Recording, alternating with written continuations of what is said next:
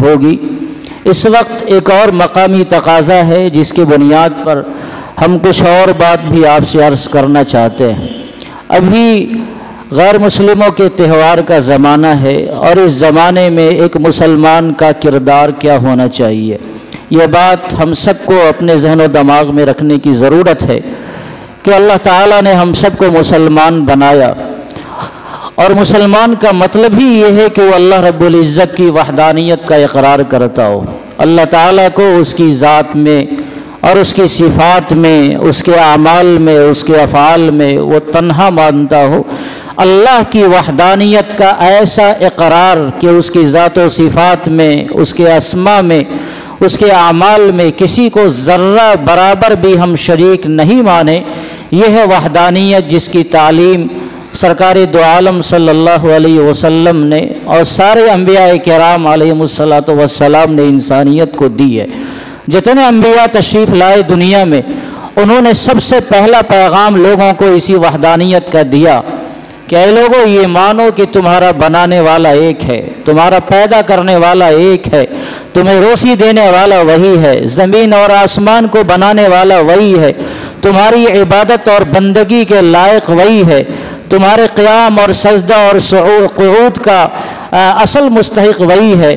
وہی وہ ذات ہے جس کے سامنے اپنا سر ٹیکا جائے، وہی وہ ذات ہے جس کے سامنے اپنے ہاتھ پھیلائے جائیں، وہی وہ ذات ہے جو زمین اور آسمان کے نظام کو بناتا ہے اور چلاتا ہے، وہی وہ ذات ہے جو تمہیں زندہ کرتا ہے اور موت دیتا ہے، وہی وہ ذات ہے جو تمہیں بیمار کرتا ہے اور شفا دیتا ہے۔ قرآن کریم نے مختلف صفات اللہ رب العزت کے بیان کیے، نبی اکرم صلی اللہ علیہ وسلم کی روایتوں میں بھی بے شمار صفات اللہ رب العزت کے ملتے ہیں، جن سب کا خلاصہ یہ ہے کہ اللہ تعالیٰ اپنے ذات و صفات کے اعتبار سے بالکل یکتا ہے، اکیلا ہے، لیس کمثلہ شیء، اس جیسا کوئی ہو ہی نہیں سکتا، اس کا کوئی شریک ہو ہی نہیں سکتا۔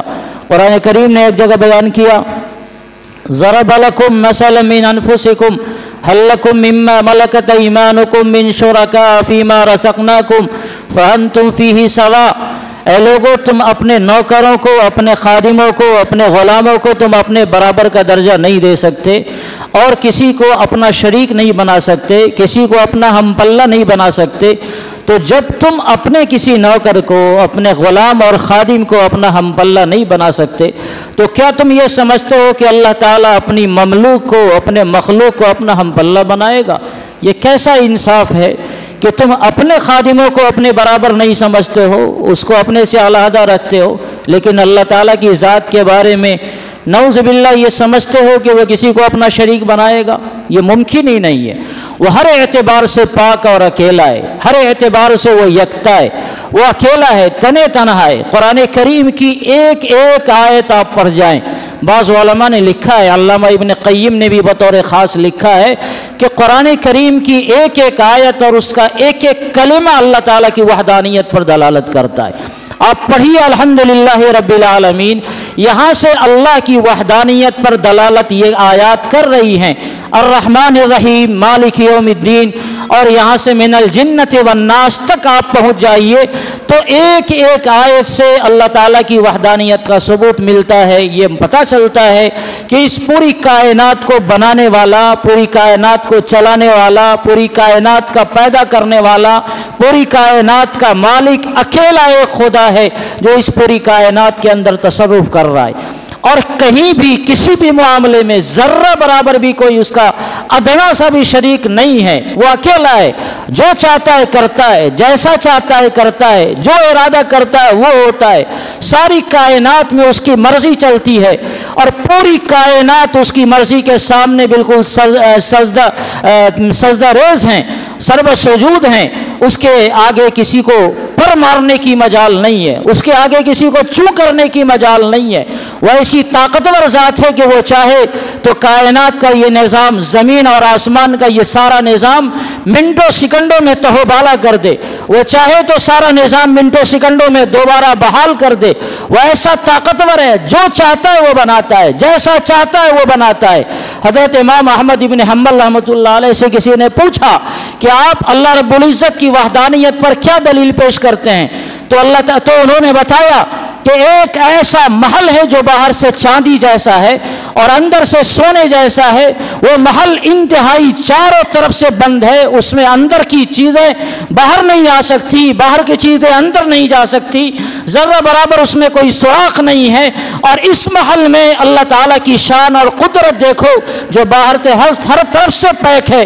ایک زمانہ آتا ہے کہ وہ محل چکنا چور ہوتا ہے اور اس میں زندہ جاوید کوئی مخلوق باہر آتی ہے۔ آپ انڈے کو دیکھیں، مکمل پیک ہے، باہر سے وہ چاندی جیسا، اندر سے سونے جیسا، کوئی کہیں سے کسی طرح اندر آنے جانے کا کوئی راستہ نہیں ہے۔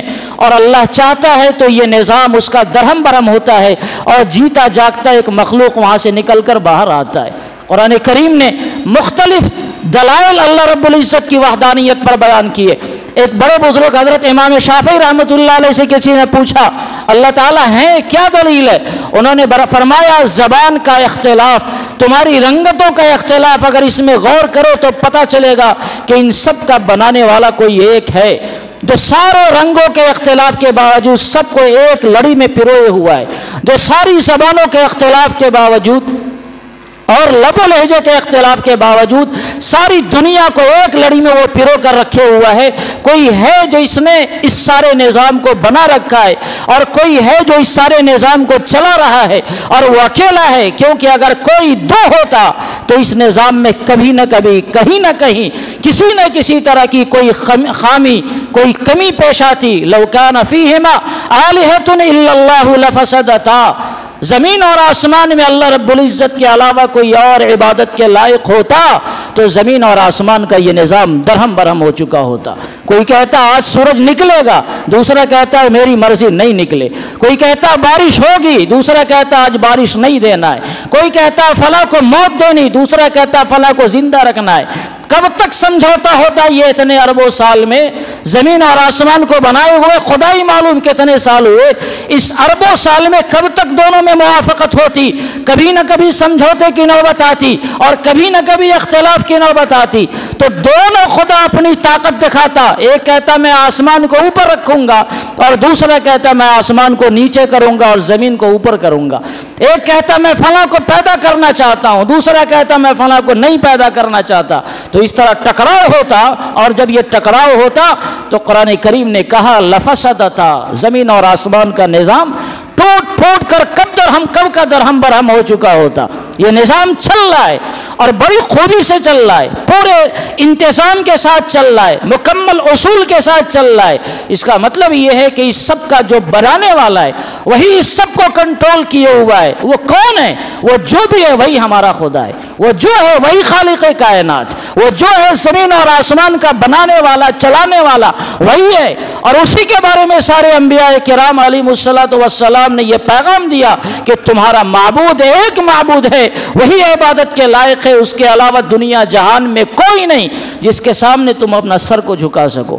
اس لیے یہ عقیدہ مسلمانوں کا ہے، اور اس عقیدے کو سارے انبیاء کرام علیہم الصلوۃ والسلام نے مکمل تفصیل سے دنیا والوں کو بتایا، اور جو بھی آسمانی مذہب کے ماننے والے ہیں سبھی کا یہ عقیدہ ہے، چاہے ان کے اس عقیدوں میں گڑبڑی آ گئی ہو، مگر ان کا اصل عقیدہ یہی ہے کہ ہمارا بنانے والا، ہمارے نظام کو چلانے والا، ہمیں پیدا کرنے والا، ہمیں موت دینے والا وہ خدا ہے جو پوری کائنات کا مالک ہے۔ اور توحید ایسا زبردست عقیدہ ہے اسلام کا، اسلام نے اس میں ذرہ برابر بھی کسی طرح کا کوئی شائبہ تک شرک کا برداشت نہیں کیا۔ ذرہ برابر کسی طرح کی کوئی کمی اگر آ سکتی ہے تو اسلام نے اس کو وہاں مکمل طور سے پابندی لگائی، اور ایک دم توحید کو مکمل خالص کر کے اسلام نے دنیا والوں کو دیا۔ پہلے لوگوں میں تھوڑی بہت بات ہوتی اور اس طرح وہ شرک کا راستہ اختیار کرتے، اسلام نے یہ کیا کہ توحید سے شرک کا راستہ اختیار کرنے والے سارے سوراخوں کو، سارے دروازوں کو انہوں نے بند کر دیا۔ حضور علیہ الصلوۃ والسلام نے ارشاد فرمایا اللہ کے علاوہ اگر کسی کو سجدہ کرنا کی اجازت ہوتی تو میں عورتوں کو حکم دیتا کہ وہ اپنے شوہروں کو سجدہ کرے۔ کیوں عورتوں کو حکم نہیں دیا گیا؟ تاکہ دنیا بت پرستی کا شکار نہیں ہو۔ سابقہ انبیاء کی امتوں میں سجدہ تعظیم جائز ہوا کرتا تھا. کوئی بادشاہ ہے اس کے سامنے آدمی سجدہ کر لے, کوئی بڑا ہے اس کے سامنے سجدہ کر لے, یہ سجدہ عبادت نہیں کہلاتا تھا, یہ سجدہ تعظیمی کہلاتا تھا. کسی کی تعظیم میں ہم اس کے سامنے جھک جائیں. لیکن جب اسلام آیا تو اسلام نے سجدہ تعظیمی کو بھی منع کر دیا, کیونکہ آپ کسی کے سامنے سجدہ کریں, چاہے وہ نبی ہو چاہے وہ ولی ہو, آپ سجدہ کریں گے اس کی عظمت کا خیال کر کے, دنیا یہ سمجھے گی کہ یہ اس کو معبود بنائے ہوا ہے. اور ہم بھی بتوں کے سامنے جھکتے ہیں اور یہ بھی اپنے نبی اور اپنے ولیوں کے سامنے جھک رہا ہے, تو دونوں میں فرق کیا ہوا؟ تم سجدہ تعظیمی کرو گے, دنیا اس کو سجدہ و عبادت سمجھے گی, اور اس طرح یہ شرک کا واہمہ ہوگا. آپ کو معلوم ہونا چاہیے بے شمار ایسے مسائل ہیں جن میں شریعت نے اس طرح بڑی پابندی لگائی تاکہ ذرہ برابر بھی توحید میں کسی بھی طرح کی کوئی رخنہ اندازی نہیں ہو. ایک صحابی ہیں حضرت طفیل رضی اللہ تعالیٰ عنہ, انہوں نے ایک خواب دیکھا. انہوں نے دیکھا کہ میرا گزر ایک جماعت پر ہوا. میں نے پوچھا کون ہو؟ تو اس نے کہا کہ میں یہودیوں کی جماعت. تو اس نے کہا, حضرت طفیل نے فرمایا کہ اچھا آپ لوگوں نے اللہ کے ایک نبی کو آپ نے خدائی درجہ دیا تھا, ان کو ابن اللہ قرار دیا تھا, عزیر ابن اللہ, حضرت عزیر اللہ کے بیٹے ہیں, تو آپ نے اللہ کے ساتھ غیر اللہ کو شریک قرار دیا. تو یہودیوں کی جماعت نے حضرت طفیل سے کہا کہ ایسا کچھ تو آپ بھی کرتے, آپ کے یہاں بھی ایک جملہ ہے ماشاء اللہ و شاء محمد. حضور علیہ السلام تشریف فرما ہے تو صحابہ کرام رضوان اللہ تعالی علیہ مجمعین اپنی بات چیتوں میں یہ جملہ استعمال کرتے تھے, اللہ جو چاہے گا اور ہمارے حضور جو چاہیں گے وہ ہوگا, ہمارے چاہنے سے نہیں ہوگا. ظاہر ہے آدمی کے پاس جب بڑا موجود ہو تو اپنی چاہت کو اس کی چاہت پر حوالے کر دیتا ہے, حضرت جو چاہیں گے وہ ہوگا, میرے چاہنے سے کیا ہوگا. تو صحابہ کرام اس طرح کا جملہ ارشاد فرماتے تھے ماشاء اللہ و شاء محمد, جو خدا چاہے گا وہ ہوگا اور جو ہمارے حضرت چاہیں گے وہ ہوگا. تو یہودیوں کی اس جماعت نے حضرت طفیل سے کہا کہ آپ لوگ بھی تو شرک والا کام کرتے ہیں. یہ آگے بڑھے تو ایک جماعت پر ان کا گزر ہوا. پوچھا آپ کون ہیں؟ تو کہا میں عیسائی ہوں. اس جماعت نے کہا میں عیسائی ہوں. حضرت طفیل نے وہی جملہ ان سے بھی دہرایا کہ آپ لوگ اللہ کے ساتھ دوسرے کو شریک قرار دیتے, آپ نے سیدنا عیسیٰ علیہ السلام کو اللہ کا بیٹا قرار دیا. تو انہوں نے وہی جواب دیا کہ آپ بھی تو شرک کرتے, شرک کا شائبہ آپ کے اندر بھی موجود ہے.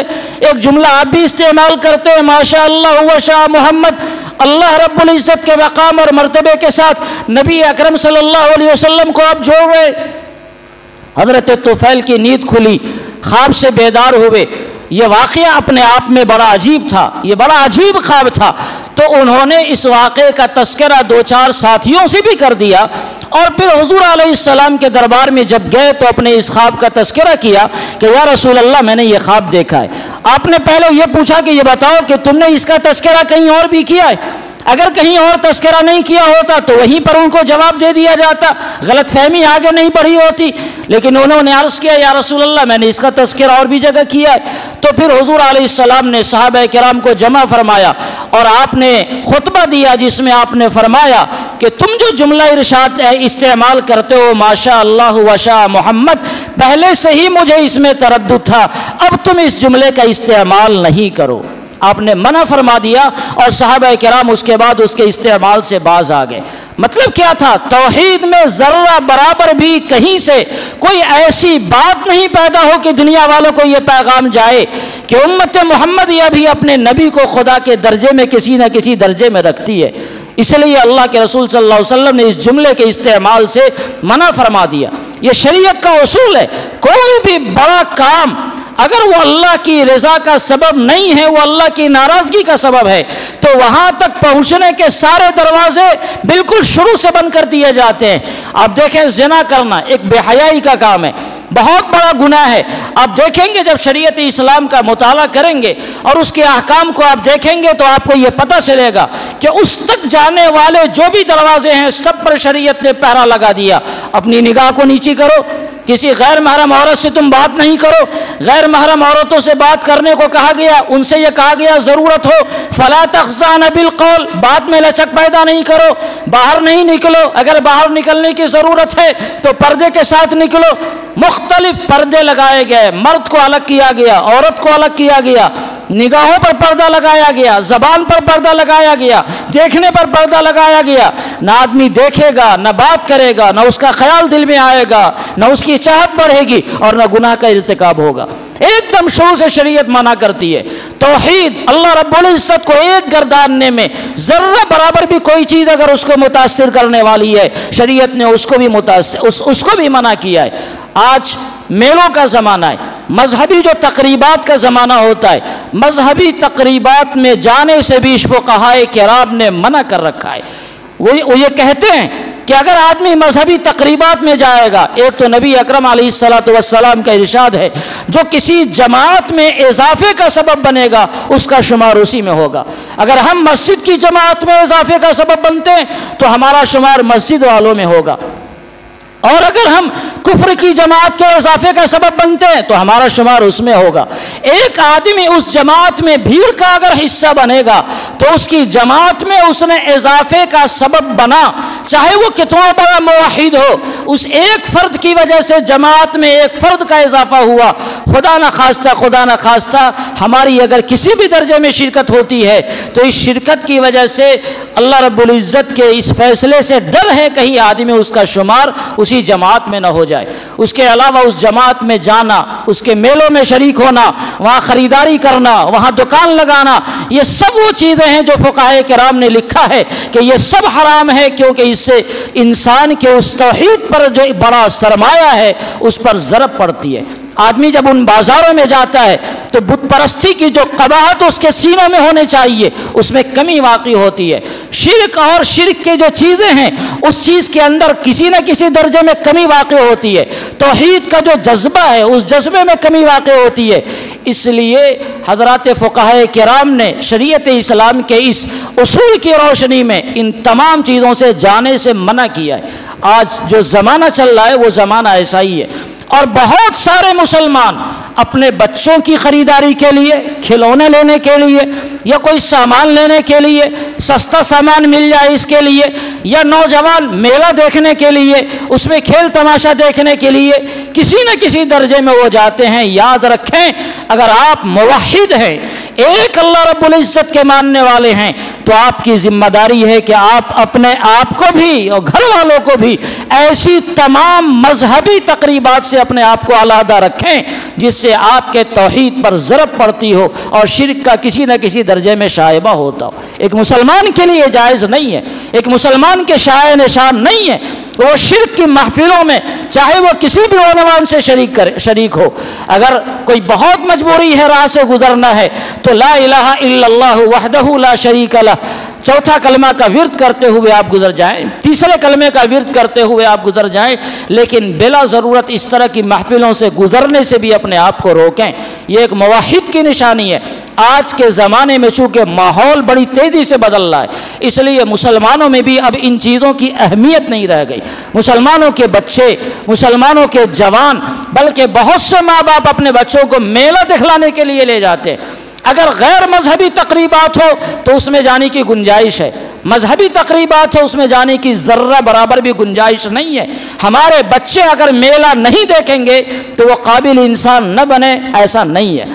بغیر میلہ دیکھے ہوئے بھی وہ قابل انسان بن سکتے ہیں، بغیر میلہ دیکھے ہوئے بھی وہ اچھے شہری بن سکتے ہیں۔ اس لیے میرے بزرگوں اور دوستوں، ضرورت ہے اس بات کی کہ اپنے توحید کی حفاظت کرتے ہوئے جو اس طرح کے شرک کے مقامات ہوں، بت پرستی کے مقامات ہوں، ان سے اپنے آپ کو حفاظت کرمائیں اور ان سے اپنے بچوں کو دور رہنے کی تلقین کریں، ورنہ دھیرے دھیرے ہمارے معاشرے میں توحید کی عظمت کم ہوگی اور شرک کا جو نقصان ہے وہ کم ہوگا، اور اسی طرح آدمی توحید سے ہاتھ دھو بیٹھتا ہے، اسلام سے ہاتھ دھو بیٹھتا ہے، اس کی عظمت اس کے دلوں سے نکل جاتی ہے، اور پھر معمولی لالچوں میں آدمی کفر کا راستہ اختیار کرتا ہے۔ اللہ تعالی ہم سب کو کہنے سننے سے زیادہ عمل کی توفیق عطا فرمائے۔ آمین وآخر دعوانا